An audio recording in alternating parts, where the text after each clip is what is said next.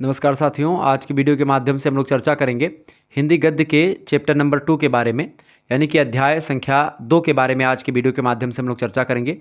इससे पहले आप लोगों ने देखा होगा कि हिंदी गद्य में हम लोगों ने हिंदी गद्य का विकास पढ़ा, हिंदी गद्य का उद्भव कैसे हुआ और विभिन्न कालखंडों में हिंदी गद्य एक प्रकार से किस तरीके से अपने एक प्रकार से विकास की ओर अग्रसर रहा। लगातार आपने देखा होगा कि भारतेंदु युग से लेकर के द्विवेदी युग, छायावाद युग, छायावादोत्तर युग, इस तरीके से गद्य का विकास हुआ। और गद्य का विकास एक प्रकार से किसी एक एक दिन में नहीं हो गया कि एक दिन में इसका विकास हो जाए, नहीं। इसका विकास एक निश्चित प्रक्रिया, एक लंबी जटिल प्रक्रिया जो हो रही। और एक जटिल प्रक्रिया इसलिए मैं इसको कह रहा हूं क्योंकि क्या होता है कि महावीर प्रसाद द्विवेदी ने बहुत काम किया है इस पर। उन्होंने बहुत मेहनत करी है गद्य के विकास में। उन्होंने ही नहीं बल्कि और भी ऐसे विद्वानों ने कई कड़ी मेहनत करी है। तमाम प्रकार के आलोचक, तमाम प्रकार के विद्वान, तमाम प्रकार के जो एक प्रकार से लेखक रहे हैं, उन सभी ने अपने अपने रचनाओं के माध्यम से हिंदी शब्द संपदा को एक प्रकार से अपार एक प्रकार से फायदा किया है। और लगातार एक प्रकार से हिंदी के क्षेत्र में एक प्रकार से हिंदी की उन्नति के लिए एक प्रकार से जो गद्य है वो बहुत ही इंपॉर्टेंट हुआ।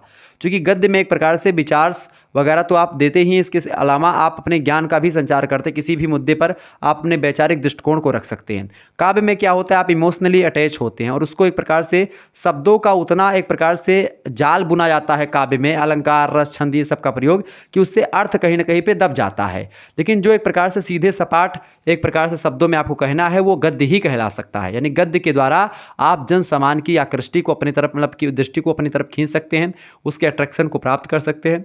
तो गद्य का विकास को हुआ वो आपने समझा। अब चैप्टर नंबर 2 में गद्य की जो एक ज़बरदस्त विधा है, और चैप्टर नंबर 2 जिसमें हम लोग कहानी के बारे में देखेंगे। हिंदी कहानी का विकास और उद्भव कैसे हुआ, पूरा डिटेल में हम लोग जानकारी देखेंगे। ठीक है, तो आइए जानने का प्रयास करते हैं कि आखिरकार हिंदी कहानी का विकास कैसे हुआ और हिंदी कहानी को लेकर के एक प्रकार से हिंदी कहानी का उद्भव कैसे हुआ। कहाँ से हिंदी के बारे में हम जानते हैं कि कहानी का उद्भव हुआ और विकास हुआ। कहानी हिंदी की कौन सी पहली कहानी है, क्या डिबेट है उसमें, और किस तरीके किन किन विद्वानों ने क्या क्या कहा हिंदी कहानियों को। हिंदी कहानी के जो तत्व हैं वो कौन कौन से हैं। हिंदी कहानी की अगर बात किए तो आपके पाठ्यक्रम में जो कहानियाँ संकलित हैं सिलेबस में मैंने देख ही लिया था। ठीक है, तो पूरा डिटेल में हम लोग देखेंगे। देखें, कहानी का उद्भव और विकास। उद्भव माने होता है उत्पत्ति और विकास माने होता है कैसे कैसे उसकी एक प्रकार से क्वालिटी में बढ़ोतरी होती चली गई, वही विकास हो गया। ठीक है, देखें, कहानी का विकास मानो अपनी बात अनुभवों को कहने सुनने की प्रवृत्ति से प्रारंभ हुआ है। हिंदी गद्य विधाओं में कहानी सबसे सशक्त विधा के रूप में विकसित हुई है। अन्य विधाओं की तुलना में आज कहानी विधा के पाठक सर्वाधिक हैं और हिंदी की कहानियाँ जो होती बहुत ही सरल होती हैं और बहुत ही कम समय में आप इसको पढ़ करके पूरा का पूरा एक स्टोरी या कथानक आप जान पाते हैं। ठीक है, कहानी का प्राचीन नाम जो है संस्कृत में गल्प या फिर आख्यायिका के रूप में मिलता है। यानी कि गल्प या आख्यायिका कहते थे कहानी को संस्कृत में, परंतु वर्तमान युग में कहानी के नाम से जिन रचनाओं का प्रादुर्भाव हुआ है वे संस्कृत साहित्य में गल्प या आख्यायिका के नाम से मिलने वाली रचनाओं से बिल्कुल अलग प्रतीत होती हैं। यानी कि गल्प जो है वो उसकी विशेषता कुछ दूसरी और हिंदी की जो कहानियाँ हैं उसकी विशेषता में थोड़ा अंतर आपको दिखेगा। डॉक्टर गुलाब राय जो कि बड़े अच्छे विद्वान माने जाते हैं हिंदी के, इन्होंने एक प्रकार से कहा कि आजकल हिंदी कहानियाँ जो हैं जिनको गल्प या आख्यायिका या लघु कथा आदि भी कहा जाता है, वे भारत की पुरानी कहानियों की ही संतति किंतु विदेशी संस्कार लेकर के आई हैं। यानी कि पुरानी कहानियों को तो एक प्रकार से अपने में समेटे हुई हैं, पुरानी कहानियों को आगे बढ़ा ही रही हैं, लेकिन एक प्रकार से इनकी जो क्वालिटी है, इनकी जो विशेषताएं हैं वो विदेशी संस्कार को लेकर के आई हैं। इसके अलावा खद्दर के सूट की भांति उसकी सामग्री प्रायः देसी रहती है। खद्दर का सूट जैसे होता है तो खद्दर चूँकि देसी कपड़ा है, सूती, जो खादी भंडार का होता है, लेकिन उसी खद्दर का अगर आप सूट बनवा लें, चूँकि सूट कैसी परंपरा, विदेशी परंपरा का कपड़ा है, अपने यहाँ पर पैंट शर्ट वगैरह नहीं, धोती कुर्ता वगैरह ये सब चलता है। ठीक है, तो उसको आप कोट पैंट बनवा लें, सूट बनवा लें, तो जैसे एक प्रकार से खद्दर के सूट की भांति उसकी सामग्री प्रायः देसी होती है खद्दर की, किंतु काट छाट जो होती है अधिकांश में बिलायती ढंग का होता है। बिलायती मतलब होता है विदेशी, ठीक है, पाश्चात्य कंट्रीज़ का। तो ऐसे ही एक प्रकार से ये चीज़ें यहाँ पर होती हैं। खास करके जो कहानी है वो एक प्रकार से विदेशी संस्कार लिया हुआ है अपने में, ठीक है, लेकिन उसकी संतति या उसका जो एक प्रकार से बैकग्राउंड है वो संस्कृत के आख्यायिका या गल्प से जुड़ा हुआ है कहानी का। ठीक है, तो ये कहानी होती है। आगे थोड़ा कहानी के बारे में और समझते हैं।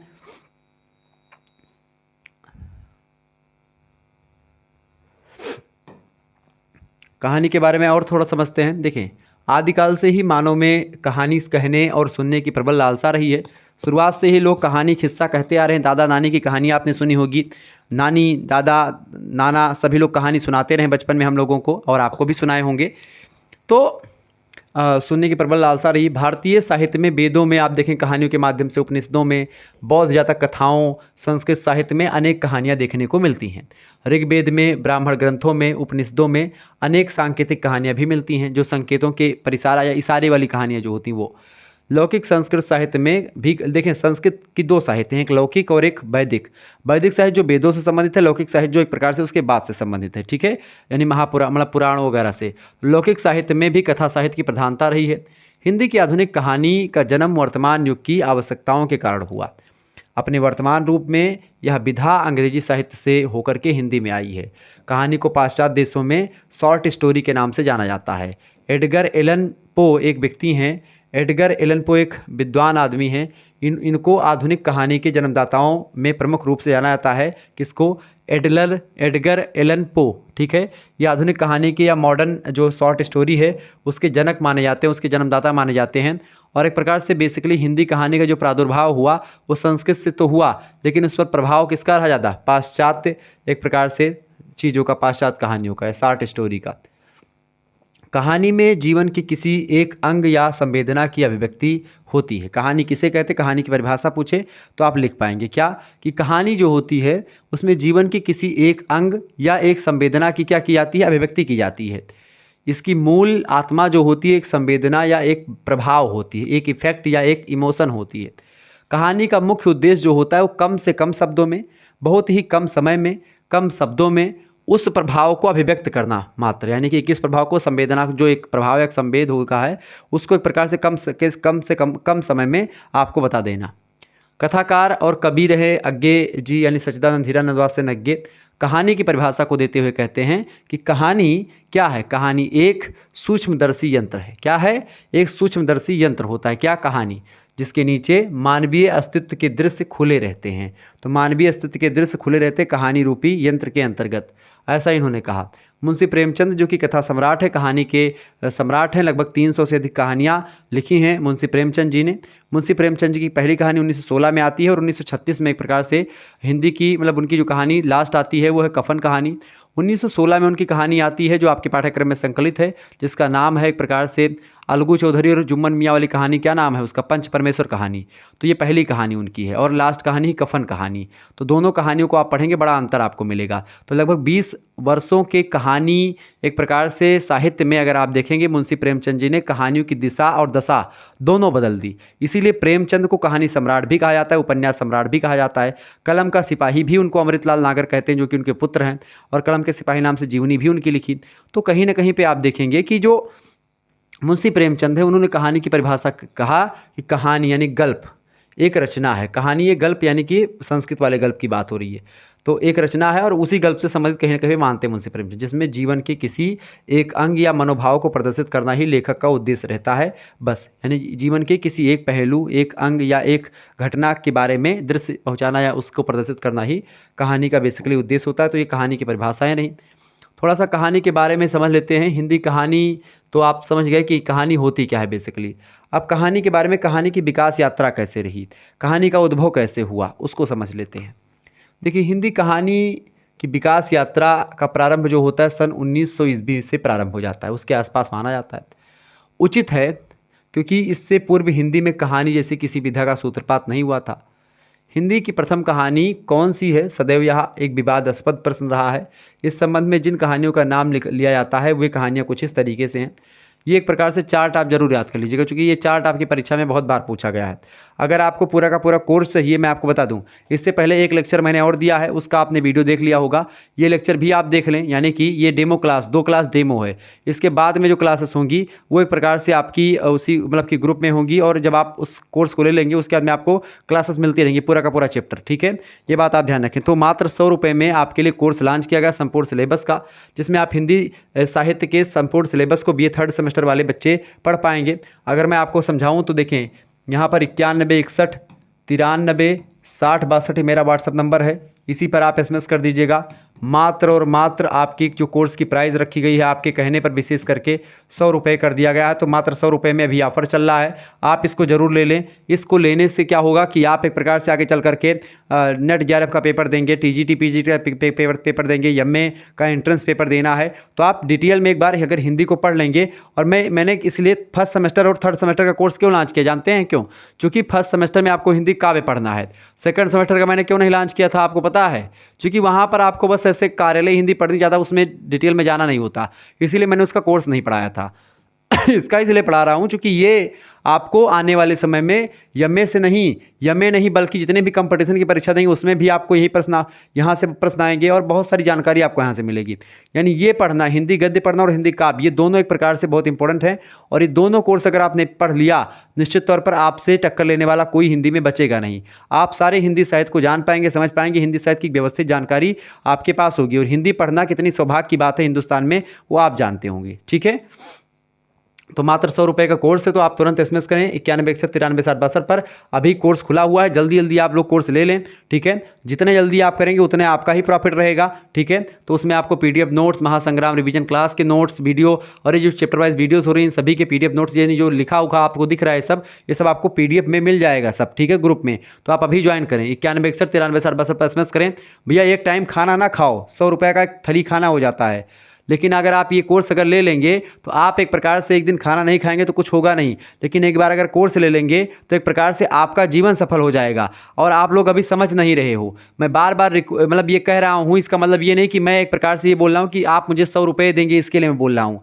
आप 100 रुपये देंगे इसके लिए मैं नहीं बोल रहा हूँ। 100 रुपये जब आपका लगा होगा, जब आप अपने खून पसीने की कमाई उसमें से 100 रुपये लगाओगे कि मैं इसको पढ़ूंगा, तब आप मन लगा कर पढ़ोगे, नहीं आपको आलस आएगी। और अलसस्य कुतो विद्या, आविद्यस्य कुतो धनम, आधनस्य कुतो मित्रम, अमित्रस्य कुतो सुखम। ये बात आप ध्यान रखेंगे। यानी आलस्य है तो विद्या नहीं प्राप्त होगी, विद्या नहीं मिलेगा। अगर आपको मतलब आप विद्या नहीं है, ज्ञान अर्जन नहीं किया, तो आपको एक प्रकार से धन की प्राप्ति नहीं होगी।